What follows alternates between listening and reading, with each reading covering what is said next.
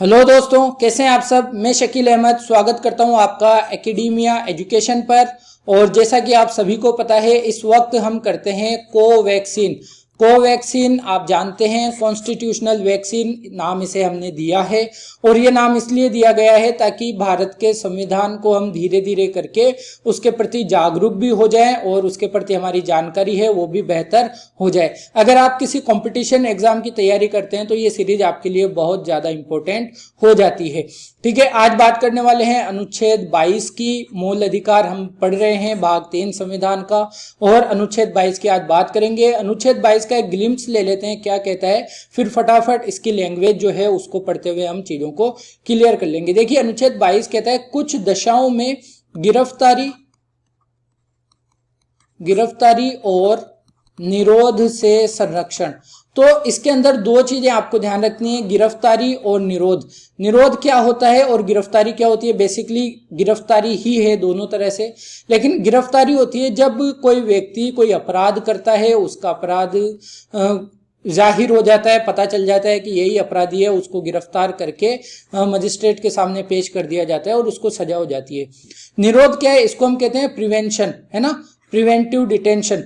तो इसको निरोध के अंतर्गत क्या होता है, जब कोई व्यक्ति उस ऐसा अंदाजा हो कि शायद भविष्य में ये कोई गुनाह करेगा, भविष्य में कोई अपराध कर सकता है, या भविष्य में ऐसा कोई काम कर सकता है जिसकी भारत की लोक व्यवस्था को खतरा हो, है ना, हमारी कानून व्यवस्था को, हमारी लोक व्यवस्था को खतरा हो, और देश में कुछ ऐसे अराजकता फैलने का खतरा हो, तो उस व्यक्ति को उस अपराध करने से पहले ही एहतियात के तौर पे क्या कर लिया जाता है, उसको गिरफ्तार कर लिया जाता है। तो इसको कहते हैं निरोध, है ना। तो ये दोनों चीजें हैं। तो कुछ 7 क्लोज आपको इसमें दिखेंगे, इसमें से कुछ क्लोज तो बात करते हैं गिरफ्तारी के बारे में, नॉर्मल जो गिरफ्तारी से संबंधित आपकी स्वतंत्रता है, आपके अधिकार हैं वो, और कुछ क्लोज बात करते हैं निरोध के बारे में कि किस व्यक्ति को निरोध प्रिवेंटिव डिटेंशन के अंतर्गत कैद किया जा सकता है। राइट, तो बात करते हैं अनुच्छेद 22 में। अनुच्छेद 22 का पहला क्लोज क्या बात कहता है,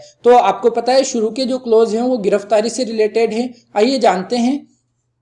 अनुच्छेद 22 का पहला क्लोज कहता है किसी व्यक्ति को जो गिरफ्तार किया गया है, ऐसी गिरफ्तारी के कारणों से यथाशीघ्र अवगत कराए बिना अभिरक्षा में निरुद्ध नहीं रखा जाएगा। यानी अगर किसी व्यक्ति को गिरफ्तार किया जाता है तो उसे कारण बताने होंगे कि उसको किस वजह से गिरफ्तार किया जा रहा है। हम कहते हैं ना, वारंट दिखाया जाए, वारंट दिखाओ भाई, क्यों कर रहे हो गिरफ्तार, तो ये उसका अधिकार है अनुच्छेद 22 के अंतर्गत। या उसको अपनी रुचि के विधि व्यवसायिक से परामर्श करने और प्रतिरक्षा कराने के अधिकार से वंचित नहीं रखा जाएगा। अगर उसे गिरफ्तार किया जाता है तो उसे यह अधिकार होगा कि वो अपने पसंद के विधि व्यवसाय यानी वकील से परामर्श करे, भाई क्या मामला हुआ है, और अपना पक्ष रखे। तो ये भी उसका अधिकार है, अपना बचाव करने से उसको आप वंचित नहीं कर सकते हैं। ठीक है, ये हो गया अनुच्छेद 22 का क्लोज 1। क्लोज 2 क्या कहता है, प्रत्येक व्यक्ति जो गिरफ्तार किया गया है और अभिरक्षा में निरुद्ध रखा गया है, गिरफ्तारी के स्थान से मजिस्ट्रेट के न्यायालय तक यात्रा के लिए आवश्यक समय को छोड़कर ऐसी गिरफ्तारी से 24 घंटे की अवधि के निकटतम मजिस्ट्रेट के समक्ष पेश किया जाएगा, और ऐसे व्यक्ति को मजिस्ट्रेट के प्राधिकार के बिना उक्त अवधि से अधिक अवधि के लिए अभिरक्षा में निरुद्ध नहीं रखा जाएगा। सीधी सी कहने की बात यह है कि अगर किसी व्यक्ति को गिरफ्तार किया गया है तो सबसे नजदीकी न्यायालय में मजिस्ट्रेट के सामने उसे पेश किया जाना चाहिए। कब? 24 घंटे के अंदर अंदर, है ना। 24 घंटे से ज्यादा उसको ऐसे नहीं रख सकते, सिर्फ कैद में रख लिए, ले जाके जेल में बंद कर दिए, नहीं, उसकी सुनवाई होनी चाहिए, है ना। अनुच्छेद 21 हमने देखा था ना, तत्काल सुनवाई का अधिकार है हमारा, जीवन जीने के अधिकार के अंतर्गत शामिल है। तो जब उसको गिरफ्तार किया जाता है तो गिरफ्तार करने से 24 घंटे के अंदर अंदर उसको मजिस्ट्रेट के सामने पेश किया जाना जरूरी है, यह अधिकार है उसका। लेकिन इस 24 घंटे में जो यात्रा का समय है, यात्रा का समय इस यात्रा के समय को इंक्लूड नहीं किया जाएगा। हो सकता है कोई न्यायालय जो सबसे पास वाला न्यायालय वो इतनी दूर है कि वहां जाने में 12 से 15 घंटे लग जाए, तो हो सकता है 24 घंटे के अंदर उसको पेश नहीं किया जा सके, है ना। तो 24 घंटे क्या है, यात्रा के समय को छोड़कर 24 घंटे के अंदर अंदर उसको मजिस्ट्रेट के सामने पेश किया जाता है। लेकिन आपको एक बात बताऊं, ये जो यात्रा का समय वाला है ना, इसको लूप होल की तरह लिया जाता है और कई बार गैर कानूनी तरह से उसको कह दिया जाता है कि भाई इतना लेट क्यों लेके आए हो, कि यात्रा में समय लग गया, गाड़ी पंचर हो गई थी, या और उसके साथ कोई दुराचार और गलत व्यवहार कर दिया जाता है ना। तो ये भी होता है, हालांकि कानून में ये लूप होल्स इसको कहा जा सकता है, लेकिन ऐसा होता है। लेकिन हमारा ये अधिकार है, भारतीय नागरिक का, प्रत्येक नागरिक का ये अधिकार है कि अगर उसे गिरफ्तार किया जाता है तो 24 घंटे के अंदर अंदर उसे निकटतम मजिस्ट्रेट के पास पेश कर दिया जाए। ठीक है। फिर अनुच्छेद 22 का क्लोज 3 क्या कहता है, जो ऊपर के दोनों क्लोज हैं वो किस पे लागू नहीं होते। तो अगर कोई शत्रु देश का नागरिक है तो उस पे भी लागू नहीं होंगे, बाकी विदेशी नागरिकों पे होता है ये लागू, है ना। लेकिन शत्रु देश का नागरिक है तो उस पे नहीं होंगे। और अगर किसी को निवारक निरोध, प्रिवेंटिव डिटेंशन के अंतर्गत रखा गया है, उस व्यक्ति के ऊपर भी ये नियम जो अनुच्छेद 22 का क्लोज 1 और क्लोज 2 है ये लागू नहीं होते हैं। निवारक निरोध की मैंने आपसे बात कर ली। अगर सरकार को ऐसा अंदेशा हो कि ये व्यक्ति फ्यूचर में कुछ ऐसा काम कर सकता है, ऐसा अपराध कर सकता है जिससे हमारे भारत की लोक व्यवस्था या कानून व्यवस्था क्या हो जाए, अराजकता वहां पे फैल जाए या किसी से नुकसान होने का, भाई अपराध की एक आशंका है कि फ्यूचर में अपराध कर सकता है, तो उसको एहतियात के तौर पे क्या किया जा सकता है, पहले से कैद किया जा सकता है। इसी को हम कहते हैं निवारक निरोध कानून, है ना। फिर अगर बात करें हम अगले क्लोजेस पे जाएंगे, तो अगले जो क्लोज हैं वो किसके बारे में है, वो निवारक निरोध से संबंधित क्लोज हैं। तो शुरू के 3 क्लोज हो गए अनुच्छेद 22 के जो गिरफ्तारी से संबंधित हैं, और बाकी के जो क्लोज है वो है निवारक निरोध से। आइए इनको समझते हैं। निवारक निरोध का उपबंध करने वाली कोई विधि किसी व्यक्ति को 3 माह से अधिक की अवधि के लिए तब तक निरुद्ध नहीं किया जाना प्राधिकृत नहीं करेगी जब तक कि, हाँ देखो क्या होगा, जब किसी व्यक्ति को निवारक निरोध के अंतर्गत क्या किया जाता है, गिरफ्तार किया जाता है, तो हमारा अनुच्छेद 22 का क्लोज 4 में 2 क्लोज हैं, क और ख।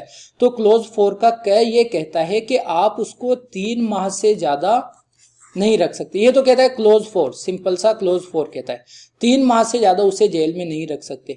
अगर पुलिस को ये लगता है कि इसको 3 माह से ज्यादा जेल में रखना चाहिए तो पहले एक सलाहकार बोर्ड बनाया जाएगा। ठीक है। इस बोर्ड में कौन होंगे, इस बोर्ड में जो हाईकोर्ट है, हाईकोर्ट के न्यायाधीश या फिर ऐसे लोग जो पहले हाईकोर्ट के न्यायाधीश रह चुके हैं यानी रिटायर्ड न्यायाधीश, या ऐसे लोग जो हाईकोर्ट का न्यायाधीश बनने की योग्यता रखते हैं, वो इस बोर्ड के अंदर शामिल होंगे। फिर ये बोर्ड जांच करेगा कि क्या 3 महीने भी कम पड़ गए, क्या इसको और निवारक निरोध के अंतर्गत जेल में रखा जाना चाहिए। अगर ये बोर्ड अप्रूव कर देता है कि हाँ अभी इसको और रखा जा सकता है, तो फिर से 3 महीने की अवधि बढ़ा दी जाएगी, है ना। और अगर ये बोर्ड कहता है कि नहीं ये बेगुनाह है, या इसका जो भी काम था वो खत्म हो चुका है, अब ये खतरे से बाहर है, अब इससे कोई खतरा नहीं है, तो फिर उसको छोड़ा जाना आवश्यक हो जाता है। यानी निवारक निरोध कानून के अंतर्गत किसी व्यक्ति को एक बार में कितनी देर तक रखा जा सकता है, कितने दिनों तक, 3 माह तक रखा जा सकता है। अगर उससे ज्यादा रखना होगा तो आपको एक बोर्ड बनाना पड़ेगा। और यही कहता है अनुच्छेद 22 का क्लोज 4 का क्या कह रहा है, देखो ऐसे व्यक्तियों से जो उच्च न्याय, देखिए वापस पढ़ते हैं, निवारक निरोध का उपबंध करने वाली कोई विधि किसी व्यक्ति का 3 मास यानी 3 महीनों से अधिक अवधि के लिए तब तक निरुद्ध किया जाना प्राधिकृत नहीं करेगी जब तक कि ऐसे व्यक्तियों से जो उच्च न्यायालय के न्यायाधीश हैं, न्यायाधीश रहे हैं या न्यायाधीश नियुक्त होने के लिए अर्हित हैं, मिलकर बने सलाहकार बोर्ड ने 3 मास की उक्त अवधि की समाप्ति से पहले यह प्रतिवेदन नहीं दिया कि उसकी राय में ऐसे निरोध के लिए पर्याप्त कारण है, परंतु इस उपखंड की कोई बात किसी व्यक्ति का उस अधिकतम अवधि से अधिक अवधि के लिए निरुद्ध किया जाना प्राधिकृत नहीं करेगी जो खंड 7 के उपखंड ख के अधीन संसद द्वारा बनाई गई विधि द्वारा विहित की गई है। हाँ, लेकिन आप ध्यान रखेंगे कि संसद को इस संबंध में कानून बनाने का अधिकार संसद को है, और अगर संसद कह देती है कि उस व्यक्ति को 2 माह ही रखा जाना चाहिए, तो फिर ये सलाहकार बोर्ड इस 2 माह से ज्यादा उसको नहीं रख पाएगी। लेकिन अगर उसकी ये सजा की अवधि बढ़ानी है तो सलाहकार बोर्ड बनाना आवश्यक होगा। राइट, तो ये बात आपको समझ में आई होगी, उम्मीद कर रहा हूं ऐसी में। तो बाकी जो इसके अंतर्गत कानून बनाने से रिलेटेड जो भी बातें हैं वो संसद को अधिकार दिया गया है। आइए देखते हैं अगला क्लोज क्या है।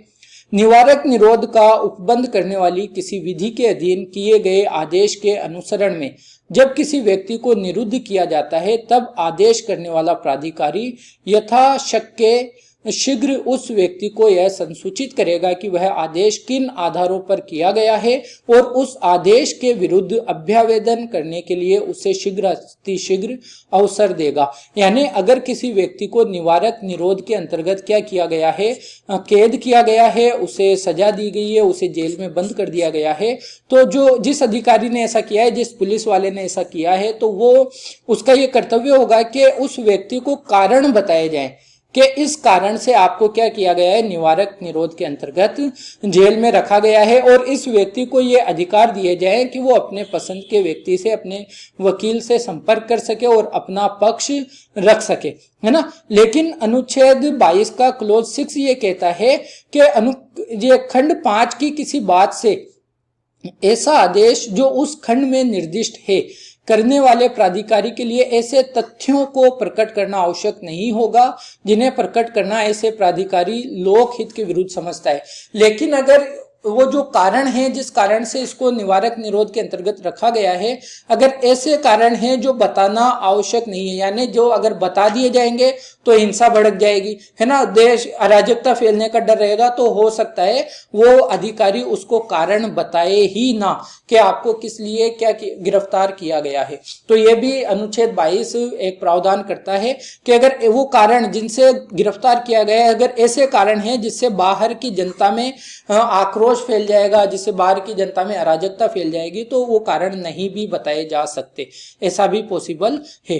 तो ये है अनुच्छेद 22 का खंड 5 और खंड 6। फिर बात करते हैं अनुच्छेद 22 के आखिरी खंड की, क्लोज 6 की हमने बात कर ली है। क्लोज 7 की बात करेंगे।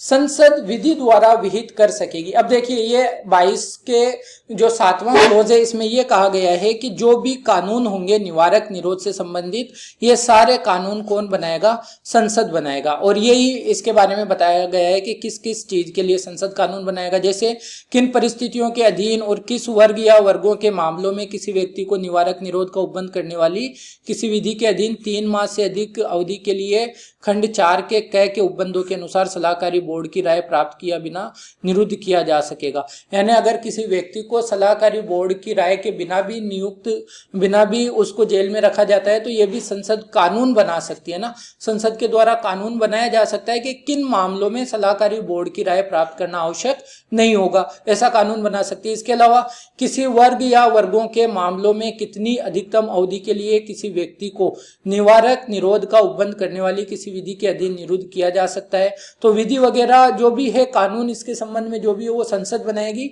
और जो सलाहकार बोर्ड बनेगी वो उसकी प्रक्रिया क्या होगी काम करने की, ये भी संसद कानून बनाकर तय करेगी। तो क्या संसद ने अभी तक ऐसे कुछ कानून बनाए हैं? जी हाँ, संसद ने बनाए हैं। जैसे निवारक निरोध अधिनियम है, 1950 में बनाया गया था, 1969 में समाप्त हो गया। आंतरिक सुरक्षा अधिनियम मीसा कानून जो काफी चर्चाओं में भी रहा, 1971 में बना, 78 में इसे निरस्त कर दिया गया था, इसे अवैध घोषित कर दिया गया था।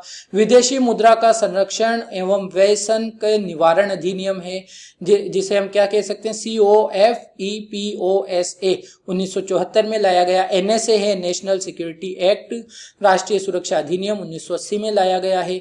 चोर बाजारी निवारण और आवश्यक वस्तु प्रदाय अधिनियम है, इसको 1980 में लाया गया था। आतंकवादी विध्वंसक और क्रियाकलाप निवारण अधिनियम, नाम सुना होगा आपने, टाडा, 1985 में लाया था, 95 में इसको समाप्त कर दिया गया।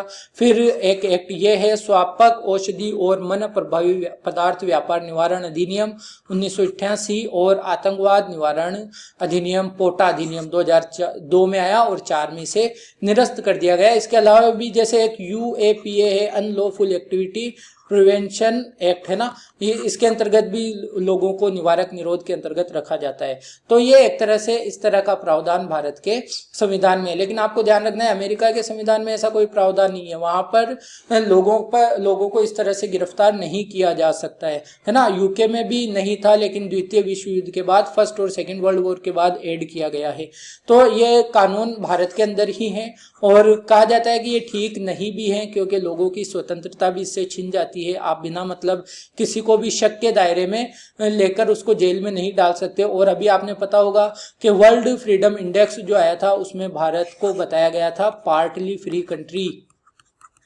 पार्टली फ्री, पहले हम पूरी तरह से फ्री हुआ करते थे, लेकिन 2014 के बाद इसको पार्टली फ्री कंट्री की कैटेगरी में रख दिया गया। यानी अब भारत, और इस इंडेक्स को जब लॉन्च किया गया था ना, तो ये बात कही गई थी कि भारत को पार्टली कंट्री के लिए, पार्टली कंट्री इसलिए कहा जा रहा है, पार्टली फ्री कंट्री, क्योंकि भारत अनुच्छेद 22 के अंतर्गत जो प्रिवेंशन डिटेंशन एक्ट है उसका गलत तरीके से इस्तेमाल कर रही है भारत की सरकार। तो ये भी एक सोचने वाली बात है हमारी भारत के सरकार के द्वारा, इसका बहुत ज्यादा गलत तरीके से भी यूज किया जा रहा है। आप जानते हैं जो दंगे वगैरह हुए थे दिल्ली में, जो जामिया वगैरह में भी हुए, डीयू में भी हुए, जो हालात हुए उनके अंतर्गत इन अनुच्छेदों का काफी यूज किया गया था, है ना। उम्मीद करता हूँ आपको ये सेशन पसंद आया होगा। यहीं पे रखेंगे अनुच्छेद 22 को, यहीं खत्म करेंगे। और अगर अच्छा लगता है तो लाइक जरूर करें, कमेंट करके बताएं कैसा लगता है आपको, कुछ सजेशंस हो वो भी आप दे सकते हैं। दोस्तों में शेयर जरूर करें, है ना, ताकि भारत का हर व्यक्ति भारत के संविधान से जागरूक हो, उन्हें भारत के संविधान के प्रति जागरूकता रहे। अगर चैनल को सब्सक्राइब नहीं किया है तो आप चैनल को जरूर सब्सक्राइब कर ले। तो मिलते हैं अगले वीडियो में, कल मिलेंगे। तब तक के लिए अपना ख्याल रखिए, घर पे रहिए, सुरक्षित रहिए, एहतियात से बाहर जाइए और पढ़ते रहिए ताकि आपकी तैयारी मजबूत बनी रहे। ओके, कल मिलेंगे, तब तक के लिए थैंक यू वेरी मच, अपना ख्याल रखिए।